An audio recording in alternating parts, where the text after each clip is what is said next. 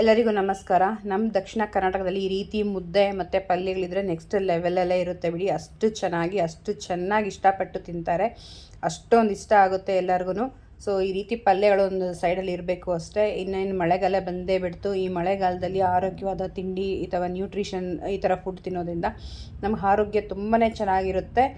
ಈ ರೀತಿ ಒಳ್ಳೆ ತರಕಾರಿ ಅಥವಾ ಸೊಪ್ಪುಗಳು ತಿನ್ನೋದ್ರಿಂದ ನಮಗೆ ಡಾಕ್ಟ್ರ್ ಅವಶ್ಯಕತೆನೇ ಬರಲ್ಲ. ಸೊ ಅಷ್ಟು ಚೆನ್ನಾಗಿ ಆರೋಗ್ಯ ಇರುತ್ತೆ. ಯಾವ ರೀತಿ ಮಾಡ್ಕೊಳ್ಳೋದು ಅಂತ ನೋಡ್ಕೋಣ. ಮೊದಲಿಗೆ ಒಂದು ಪ್ಯಾನ್ಗೆ ಒಂದು 2-3 ಸ್ಪೂನ್ ಎಣ್ಣೆ ಹಾಕ್ಕೋಣ. ಎಣ್ಣೆನೂ ಜಾಸ್ತಿ ಹಾಕ್ಕೊಳ್ಳೋದು ಬೇಡ. ಸಾಸಿವೆ 1 ಸ್ಪೂನ್ ಹಾಕ್ಕೋಣ.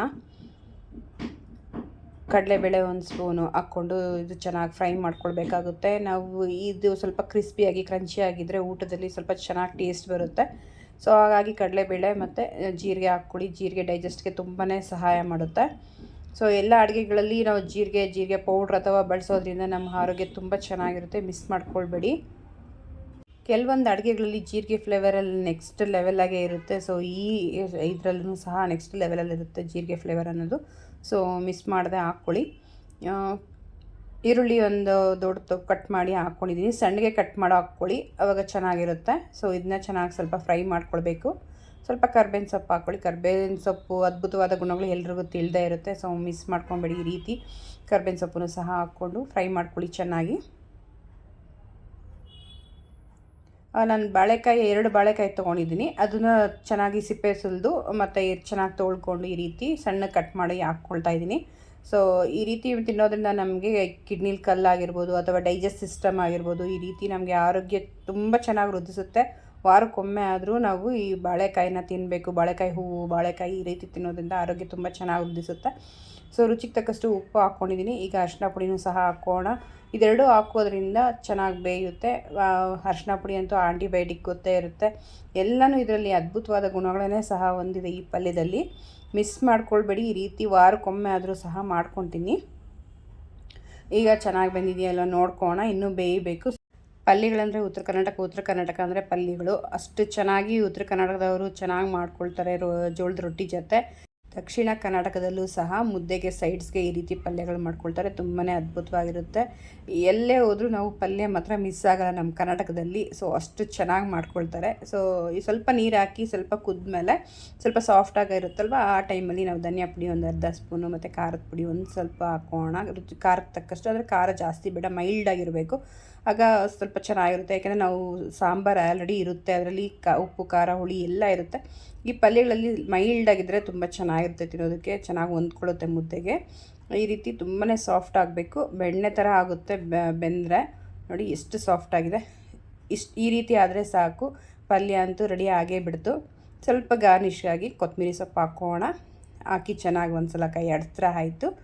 ಪಲ್ಯ ರೆಡಿ ಆಯಿತು. ಮತ್ತು ಇನ್ನೊಂದು ಪಲ್ಯ ಹೇಗೆ ಮಾಡ್ಕೊಳ್ಳೋದು ಅಂತ ನೋಡ್ಕೋಣ. ಎಣ್ಣೆ ಒಂದು ಸ್ವಲ್ಪ ಹಾಕ್ಕೋಣ. ಒಂದು 2-3 ಸ್ಪೂನಷ್ಟು ಕಡಲೆಬೇಳೆ ಹಾಕ್ಕೋಣ ಇದಕ್ಕೂ ಸಹ. ಅಂದರೆ ಇಲ್ಲಿಗೆ ಜೀರಿಗೆ ಮತ್ತು ಸಾಸಿವೆ ಬಳಸೋದು ಬೇಡ. ಸೊಪ್ಪು ಜೊತೆ ಜೀರಿಗೆ ಸಾಸಿವೆ ಚೆನ್ನಾಗಿ ಹೊಂದ್ಕೊಳ್ಳಲ್ಲ, ಬೇಡ. ಕಡಲೆಬೇಳೆ ಹಾಕ್ಕೊಳ್ಳೋದ್ರಿಂದ ತುಂಬ ಚೆನ್ನಾಗಿರುತ್ತೆ. ಕ್ರಿಸ್ಪಿ ಕ್ರಂಚಿಯಾಗಿ ಚೆನ್ನಾಗಿರುತ್ತೆ. ಸ್ವಲ್ಪನೇ ಹಾಕ್ಕೊಳ್ಳಿ, ಜಾಸ್ತಿ ಬೇಡ. ಚಿಕ್ಕ ಮಕ್ಕಳು ಅಂದರೆ ದೊಡ್ಡವರು ಅಗಿಯೋಕ್ಕಾಗಲ್ಲ. ಸ್ವಲ್ಪ ಹಾಕ್ಕೊಳ್ಳಿ. ಚೆನ್ನಾಗಿ ಫ್ರೈ ಆದಮೇಲೆ ಈರುಳ್ಳಿ ಹಾಕ್ಕೊಳ್ಬೇಕಾಗುತ್ತೆ. ಇನ್ನು ಯಾರು ನನ್ನ ಪೇಜ್ನ ಫಾಲೋ ಮಾಡಿಲ್ಲ, ಸಬ್ಸ್ಕ್ರೈಬ್ ಮಾಡಿಲ್ಲ, ಪ್ಲೀಸ್ ಫಾಲೋ ಆ್ಯಂಡ್ ಸಬ್ಸ್ಕ್ರೈಬ್ ಮಾಡಿ. ಹೊಸ ರೆಸಿಪಿಗಳಿಗೆ ನಮಗೂ ಇನ್ಸ್ಪಿರೇಷನ್ ಆಗಿರುತ್ತೆ. ಸೊ ಮಿಸ್ ಮಾಡ್ಕೊಳ್ಬೇಡಿ. ಫ್ರೆಂಡ್ಸ್ ಆ್ಯಂಡ್ ಫ್ಯಾಮಿಲಿಗೂ ಸಹ ಶೇರ್ ಮಾಡ್ಕೊಳ್ಳಿ. ಈರುಳ್ಳಿ ಸಣ್ಣಕ್ಕೆ ಹಚ್ಕೊಂಡು ಈ ರೀತಿ ಕಟ್ ಮಾಡಿ ಹಾಕ್ಕೊಳ್ಬೇಕಾಗುತ್ತೆ. ಇದನ್ನು ಸ್ವಲ್ಪ ಚೆನ್ನಾಗಿ ಸಾಫ್ಟ್ ಆಗೋ ತನಕ ನಾವು ಫ್ರೈ ಮಾಡ್ಕೊಳ್ಬೇಕಾಗುತ್ತೆ. ಈ ಸೊಪ್ಪುಗಳಲ್ಲೆಲ್ಲ ಸ್ವಲ್ಪ ಕ್ರಂಚಿನೆಸ್ ಇದ್ದರೆ ಚೆನ್ನಾಗಿರಲ್ಲ. ಸ್ವಲ್ಪ ಸಾಫ್ಟ್ ಆಗಬೇಕು, ಕಲರ್ ಚೇಂಜ್ ಆಗಬೇಕು. ಈರುಳ್ಳಿ ಅಲ್ಲಿ ತನಕ ಚೆನ್ನಾಗಿ ಹುರ್ಕೊಳ್ಳಿ. ಈ ಸೊಪ್ಪಿನ ಪಲ್ಯ ಹೇಗೆ ಅಂದರೆ, ಸೊಪ್ಪು ಬಿಡಿಸೋದು ತೊಳೆಯೋದು ಒಂದು ದೊಡ್ಡ ಕೆಲಸ. ಅದು ಒಂದು ಕೆಲಸ ಆಗಿಬಿಟ್ರೆ ಸಾಕು, ನಮಗೆ ಸೊಪ್ಪು ಪಲ್ಯ ಕೇವಲ ಒಂದು 5 ನಿಮಿಷದಲ್ಲಿ ರೆಡಿ ಆಗಿಬಿಡುತ್ತೆ. ಬಟ್ ಕಷ್ಟ ಆದರೂ ಇಷ್ಟಪಟ್ಟಿನೇ ಮಾಡಬೇಕು. ನಮ್ಮ ಆರೋಗ್ಯ ನಮ್ಮ ಕೈಯಲ್ಲೇ ಇರಬೇಕು ಅಂದರೆ ಒಂದು ದಿನಕ್ಕೆ ಒಂದು ಪರ್ಸನ್ ಒಂದು ಮುಷ್ಟಿಯಷ್ಟು ಸೊಪ್ಪು ತಿನ್ನಲೇಬೇಕು. ಆವಾಗ ಆರೋಗ್ಯ ತುಂಬಾ ಚೆನ್ನಾಗಿರುತ್ತೆ. ನಾನಿಲ್ಲಿ ಒಂದು ದೊಡ್ಡ ಕಟ್ಟು ತೊಗೊಂಡಿದ್ದೀನಿ ಸಬ್ಸಿಗೆ ಸೊಪ್ಪನ್ನು. ಸಬ್ಸಿಗೆ ಸೊಪ್ಪು ತುಂಬಾ ಆರೋಗ್ಯಕ್ಕೆ ಒಳ್ಳೆಯದು. ಆ ಫ್ಲೇವರ್ ಅಂತೂ ನೆಕ್ಸ್ಟ್ ಲೆವೆಲಲ್ಲಿರುತ್ತೆ. ಸಬ್ಸಿಗೆ ಸೊಪ್ಪಿಂದ ರೊಟ್ಟಿನೂ ಸಹ ಮಾಡ್ಕೊಳ್ಬೋದು. ಈ ರೀತಿ ಪಲ್ಯ ಮಾಡೋದು, ಬಸ್ಸಾರು ಮಾಡ್ಬೋದು, ಹಲವಾರು ರೀತಿಯ ಅಡುಗೆಗಳನ್ನ ನಾವು ಇಲ್ಲಿ ಮಾಡ್ಕೊಳ್ಬೋದು. ನಾನಿಲ್ಲಿ ಸಿಂಪಲ್ಲಾಗಿ ಒಂದು 5 ನಿಮಿಷದಲ್ಲಿ ಆಗೋ ಪಲ್ಯನ ತೋರಿಸ್ತಾ ಇದ್ದೀನಿ. ಸೊ ಅಷ್ಟು ಚೆನ್ನಾಗಿರುತ್ತೆ. ಮಿಸ್ ಮಾಡದೆ ಈ ರೀತಿ ಪಲ್ಯ ಮಾಡ್ಕೊಂಡು ತಿನ್ನಿ. ಮರ್ತಿದ್ದೆ, ಸಬ್ಸಿಗೆ ಸೊಪ್ಪು ಅನ್ನೋದು ನಮ್ಮ ತೋಟದಲ್ಲೇ ಆಗಿತ್ತು, ಎಳೆಯದಾಗಿತ್ತು, ತುಂಬ ಚೆನ್ನಾಗಿತ್ತು. ಮೊದಲು ಅದು ನೋಡ್ತಾ ಇದ್ದರೆ ಮಾಡ್ಕೊಂಡು ತಿನ್ನಬೇಕು ಅನ್ನೋ ಅಷ್ಟು ಖುಷಿ ಆಗ್ತಾಯಿತ್ತು ಮನಸ್ಸಲ್ಲೇ. ಸೊ ಹಂಗಾಗಿ ತೊಗೊಂಡು ಬಂದು ಮಾಡ್ಕೊಳ್ತಾ ಇದ್ವಿ. ತುಂಬಾ ರುಚಿ ಇತ್ತು, ಏಕೆಂದರೆ ನಾವಿಲ್ಲಿ ಯಾವುದೇ ಕೆಮಿಕಲ್ಸ್ನ ಬಳಸಿರಲಿಲ್ಲ. ಸೊ ಹಂಗಾಗಿ ತುಂಬ ಟೇಸ್ಟಿಯಾಗಿತ್ತು. ಸೊ ನಮಗೆ ಎಲ್ಲರೂ ಬೆಳೆಯೋಕ್ಕಾಗಲ್ವಲ್ಲ, ಸೊ ಮಾರ್ಕೆಟಲ್ಲಿ ಸಿಗೋದನ್ನು ಸಹ ತೊಗೊಂಡು ಬಂದು ಮಾಡ್ಕೊಳ್ಬೋದು. ರುಚಿಗೆ ತಕ್ಕಷ್ಟು ಸ್ವಲ್ಪ ಉಪ್ಪು ಹಾಕೋಣ. ಸೊಪ್ಪಿಗೆ ಯಾವತ್ತೂ ಉಪ್ಪು ಜಾಸ್ತಿ ಇಡಿಸಲ್ಲ, ಕಮ್ಮಿ ಹಾಕ್ಕೊಳ್ಳಿ. ಬೇಕಿದ್ದರೆ ನೋಡ್ಕೊಂಡು ಹಾಕ್ಕೊಳ್ಬೋದು, ಜಾಸ್ತಿ ಆದರೆ ಏನೂ ಮಾಡೋಕ್ಕೆ ಬರಲ್ಲ. ಇದಕ್ಕೆ ಹಸಿಮೆಣ್ಸಿನ್ಕಾಯಿ ಆ ರೀತಿ ಬಳಸೋದು ಬೇಡ, ಏಕೆಂದರೆ ಸಬ್ಬಸಿಗೆ ಸೊಪ್ಪು ತುಂಬಾ ಹೀಟ್ ಇರುತ್ತೆ. ಹಾಗಾಗಿ ಹಸಿಮೆಣ್ಸಿನ್ಕಾಯಿ ಸಹ ಹೀಟ್ ಇರುತ್ತೆ, ಸೊ ಬಳಸೋದು ಬೇಡ. ಸ್ವಲ್ಪ ಲೈಟಾಗಿ ಖಾರದ ಪುಡಿ ಹಾಕ್ಕೊಳ್ಳಿ, ಅಚ್ಚ ಖಾರದ ಪುಡಿ, ಸ್ವಲ್ಪ ಧನಿಯಾ ಪುಡಿ ಹಾಕ್ಕೊಳ್ಳಿ, ಅಂದರೆ ಕೊರಿಯಂಡರ್ ಪೌಡರು. ಜಾಸ್ತಿ ಹಾಕ್ಕೊಳ್ಳೋದು ಬೇಡ, ಮೈಲ್ಡಾಗಿರಬೇಕು, ಲೈಟಾಗಿ ಹಾಕ್ಕೊಳ್ಳಿ. ಈ ಸೊಪ್ಪಿನ ಪಲ್ಯ ಹಲವಾರು ರೀತಿ ಮಾಡ್ಕೊಳ್ತಾರೆ, ಬಟ್ ಈ ರೀತಿ ಒಮ್ಮೆ ಟ್ರೈ ಮಾಡಿ. ತುಂಬಾ ಅದ್ಭುತವಾಗಿದೆ, ತುಂಬ ಚೆನ್ನಾಗಿರುತ್ತೆ. ನೋಡಿ, ಚೆನ್ನಾಗೆಲ್ಲ ಮಿಕ್ಸ್ ಮಾಡ್ಕೊಂಡು ಹೊಂದಿಸ್ಕೊಂಡ್ರೆ ಆಯಿತು. ತುಂಬ ಚೆನ್ನಾಗಿ ಫ್ರೈ ಆಗಿಬಿಡುತ್ತೆ. 5 ನಿಮಿಷದಲ್ಲಿ ನಮ್ಗೆ ರೆಡಿ ಆಗಿಬಿಡುತ್ತೆ ಈ ಸೊಪ್ಪು. ಅಷ್ಟೊಂದು ಹಾಕಿದೆ ನೋಡಿ, ದೊಡ್ಡ ಕೊಟ್ಟಲ್ಲಿ ನೋಡಿ ಇಷ್ಟೇ ಆಗಿದೆ. ಬಟ್ ಆರಾಮ್ಸೆ 4 ಜನ ಒಂದೊಂದು ಮುಷ್ಟಿಯಲ್ಲಿ ತಿನ್ಬೋದು, ಅಷ್ಟಾಗಿದೆ. ಬಾಳೆಕಾಯಿನೂ ಸಹ ನಮ್ಮ ತೋಟದಲ್ಲೇ ಆಗಿತ್ತು, ಸೊ ಅದನ್ನು ತಂದು ಕೊಟ್ಟಿದ್ರು ಡ್ಯಾಡಿ. ಸೊ ಅದನ್ನು ಸಹ ಪಲ್ಯ ಮಾಡ್ಕೊಂಡಿದ್ದೀನಿ. 2 ಪಲ್ಯ ತುಂಬಾ ಸುಲಭ ಮಾಡ್ಕೊಳ್ಳೋದು. ಖಂಡಿತವಾಗ್ಲೂ ಈ ರೀತಿ ಒಮ್ಮೆ ಟ್ರೈ ಮಾಡಿ, ತುಂಬ ಚೆನ್ನಾಗಿರುತ್ತೆ.